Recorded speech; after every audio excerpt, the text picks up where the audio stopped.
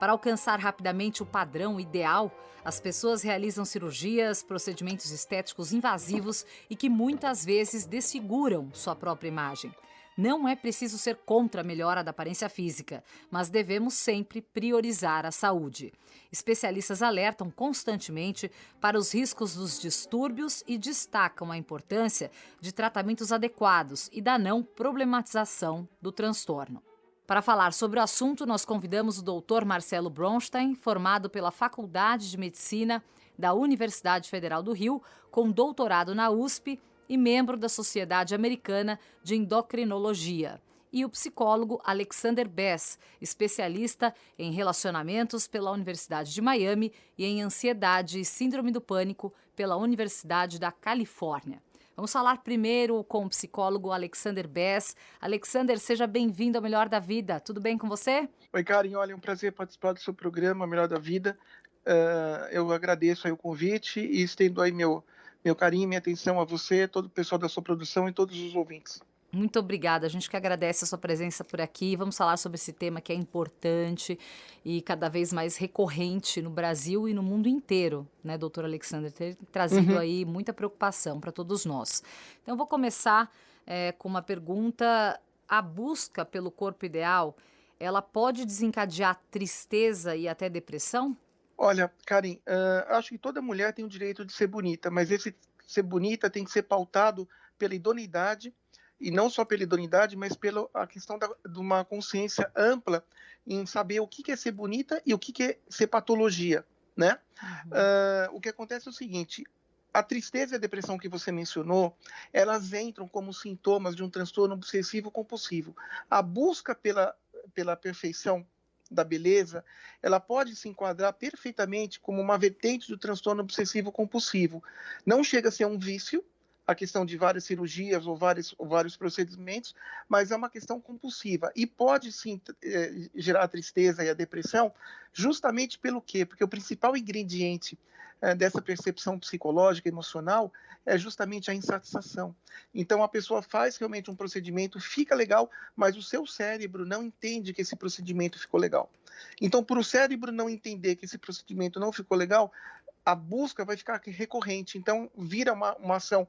O cérebro manda a mensagem para o corpo e esse corpo vai fazer a ação. Então, existe um pensamento que domina o cérebro, que é a obsessão, né? E aí Uhum. você parte para a ação, que seria as cirurgias ou os procedimentos, e vira uma questão recorrente.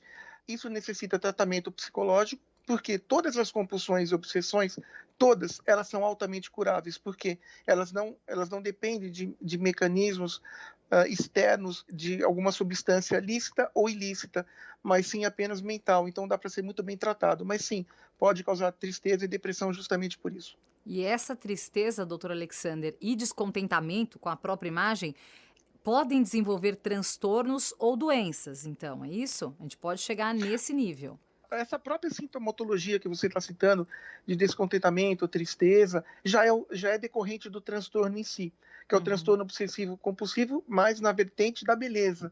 Né? Lembrando que os transtornos obsessivos compulsivos têm várias vertentes, eu não vou entrar aqui porque não é o mote. uhum. Porém, se você conseguir tratar disso, você consegue realmente barrar essa sintomatologia e você consegue realmente fazer os procedimentos e ficar contente com os procedimentos. Porque a questão, Karen, eu falo você e todos os seus ouvintes da Rádio Cultura, a questão não é você fazer o procedimento, você pode fazer um, dois ou três, mas você tem que ficar satisfeito com o resultado desse procedimento. E essa satisfação ela tem que vir do grau de consciência e do grau de percepção, sem que você tenha um transtorno de imagem dismórfica, por exemplo, aonde você vai ver aquilo que não é. Então, o procedimento ou a cirurgia ficou bom, a mulher ficou bonita, mas o seu cérebro não consegue fazer essa leitura.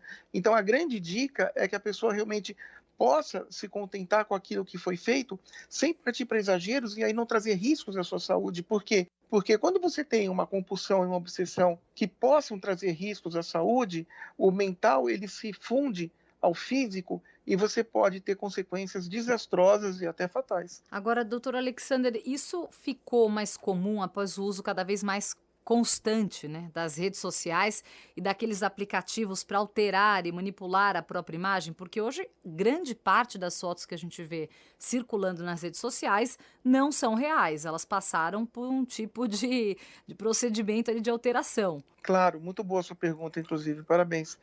Não só o procedimento de alteração e depois na conclusão final ainda tem algum filtro aí que as pessoas colocam.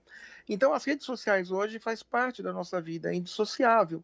Não tem como você viver hoje sem você falar em rede social, né? A não ser que você mora em alguma caverna no Himalaia ou em algum lugar aí isolado, em algum lugar do mundo. Agora, o problema é que a influência das redes sociais é muito grande. Então, por isso que uma personalidade fortalecida, ela não vai deixar se influenciar para fazer várias operações, várias cirurgias, vários procedimentos. Então, o que a mulher tem que ter? Ela tem que ter uma autoestima muito, muito trabalhada, ela tem que ter uma autoestima muito focada nela, com ela mesma, aonde a beleza, Karen, a beleza ela tem que vir do meio interno para o meio externo.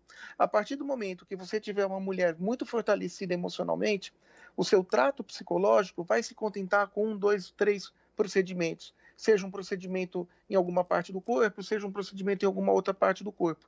Essa mulher fortalecida, ela só vai refazer algum procedimento se o médico falar que não ficou bom e assim ela tiver essa sugestão. Mas ela, por ela mesma, ela não vai buscar essa busca inconstante e não vai deixar se influenciar pelas redes sociais.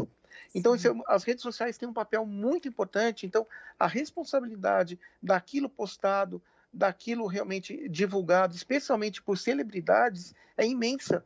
Ela tem um peso como se fosse um peso médico, por exemplo, porque as pessoas vão atrás.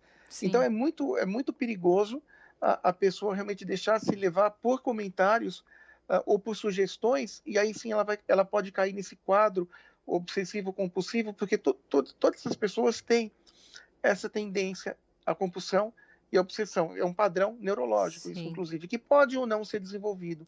Então, as redes sociais podem desenvolver esse padrão se essa mulher já tinha essa tendência.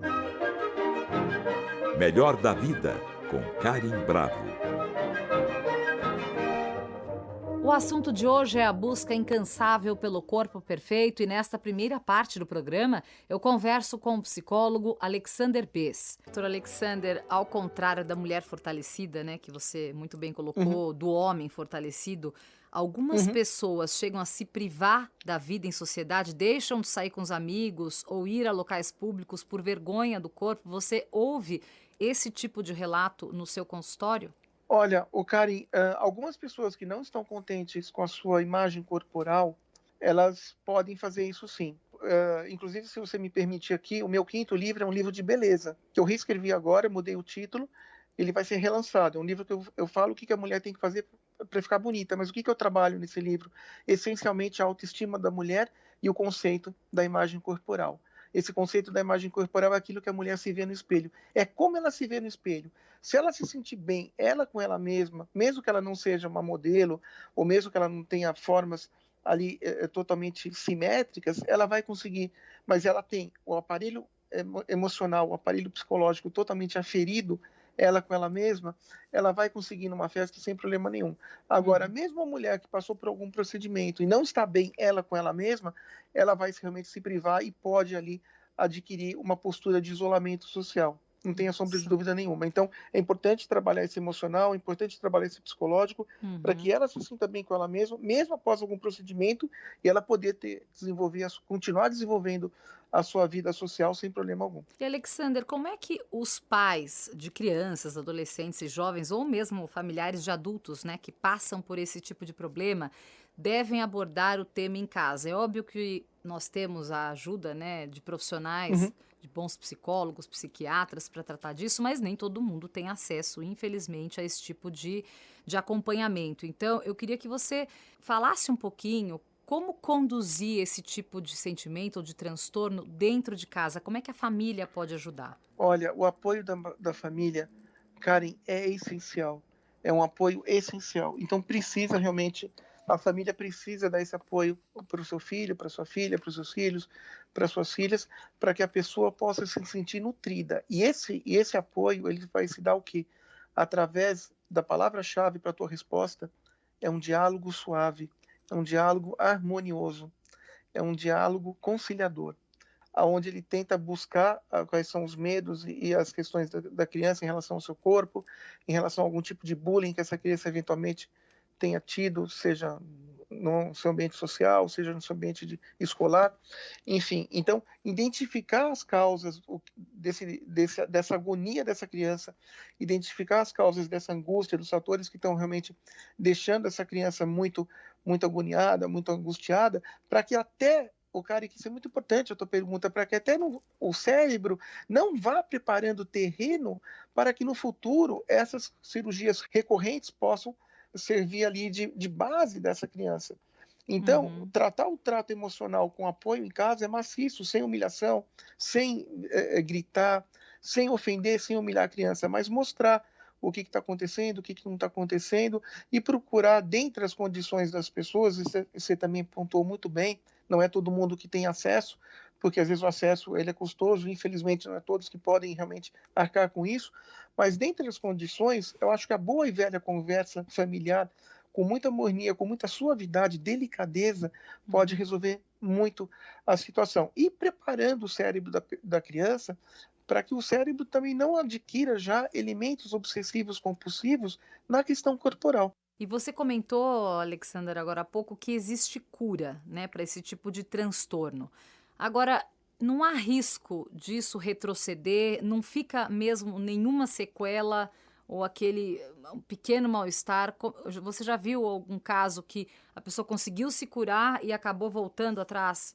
Então, Karen, vamos lá. Quando a gente fala em transtorno obsessivo compulsivo, fala você, todos os ouvintes aí da Rádio Cultura, ele é um transtorno altamente curável. O tratamento em si, ele é um tratamento um pouco demorado, tá? Quando a gente fala em transtorno obsessivo compulsivo, muitas pessoas confundem com vícios. Uhum. Os grandes psiquiatras norte-americanos hoje, eles falam que vício você se controla. Não fala em cura em vício, mas em obsessão e compulsão você fala em cura. Se for um trabalho psicoterápico feito direitinho, com medicação ansiolítica e até com alguns antidepressivos, se for o caso, aí cada caso é um caso, mas o tratamento correto para compulsões, obsessões, já que elas derivam essencialmente do transtorno de estresse, e principalmente quando a gente fala em estresse, estresse sempre é uma conotação que vem do meio externo para o meio interno, e o outro ponto que dá obsessão é a ansiedade. Então, se você controlar esse estresse, controlar essa ansiedade e fazer um trabalho bem focado na obsessão e na compulsão, ela pode ser totalmente erradicada e sem problema nenhum, e não volta mais. Se você for fazer um trabalho e esse trabalho não for continuado, é aí que entra a tua resposta. Aí a Sim. obsessão e a compulsão pode voltar. Então, o trabalho da obsessão e da compulsão, ele é muito moroso, ele é muito lento. É um trabalho muito desgastante até para a pessoa, porque a pessoa entra em desespero, né? Uhum. Então, ela precisa realmente ser muito bem feita, tem que ser muito bem, ali as suas bases têm que ser muito bem formadas nesse trabalho de reconstrução emocional, para que a autoestima possa realmente ser levantada, para que o seu conceito de imagem corporal possa realmente ser compreendido, que você não tenha alucinação visual daquilo que você está vendo, quer dizer, a pessoa ela está bem, mas ela tem uma alucinação visual aí que o cérebro emite para que ela não se enxergue bem. Então, tudo isso pode ser altamente removível. A Uhum. questão é que demanda um pouco de tempo. Eu falaria Era isso que um eu ia te transtorno perguntar. desse. Você falou que é um tratamento demorado, lento. Para a gente finalizar aqui, quanto tempo pode levar esse tipo de tratamento? Olha, um bom trabalho psicológico, mesmo ministrado ali com psiquiátrico também, se for o caso de alguma medicação ansiolítica. O ansiolítico ajuda muito a reduzir a ansiedade, né? É essencialmente essencial. Você pode calcular de uns 2 anos e meio, mais ou menos, 2 anos e meio, dois Hum. anos, 2 anos e meio. Entre 3 anos, 2 anos e meio seria a média de um bom trabalho para uma pessoa que tem uma compulsão e obsessão severa. Para uma pessoa que tem uma compulsão e obsessão média, você pode calcular de 1 ano e 8 meses, 1 ano e meio, até no máximo 2 anos. Isso acontece em todas as faixas etárias? Homem, mulher? Como é que é? Qual que é a. Acontece. O transtorno obsessivo compulsivo ele segue um padrão. Ele segue um padrão, não só na sua sintomatologia, não só na sua apresentação sintomatológica, mas também no seu tratamento. A boa notícia é que ele é totalmente, ele se encontra em estado de remissão total. Então, é um transtorno que pode ser totalmente curado e a pessoa nunca mais sentir. O importante, Karen, seria tentar diagnosticar, identificar quais foram as causas que levaram a pessoa a ter realmente esse transtorno obsessivo compulsivo na versão corporal, né? Na versão da busca do corpo perfeito. E é muito interessante também porque o próprio transtorno aniquila a consciência e o pensamento da mulher, né? Porque, e dos próprios caras que também o fazem, mas tirando os riscos, ele aniquila o risco da pessoa pensar no próprio risco. Então ela não tem risco, ela vai fazer a cirurgia, ela não quer saber se ela tem risco ou não. Ela não quer saber se vai ter um problema com anestesia geral, se vai ter... O importante para ela é fazer o procedimento. E dependendo do transtorno, quando ele é muito severo, é mais importante fazer o procedimento do que o resultado final. Por isso que vem essa recorrência inconstante e totalmente frenética. Muito obrigada, viu, Alexander, pelo papo. Passou rápido aqui, muita informação importante. Obrigada pela sua presença aqui no Melhor da Vida. E nós voltaremos a conversar em breve, com certeza. Obrigada pela sua participação. Karen, muito obrigado. Que você continue com esse sucesso no Melhor da Vida. Um abraço a você, a todo o pessoal da produção e da TV Cultura e a todos os ouvintes. Obrigado. Obrigada.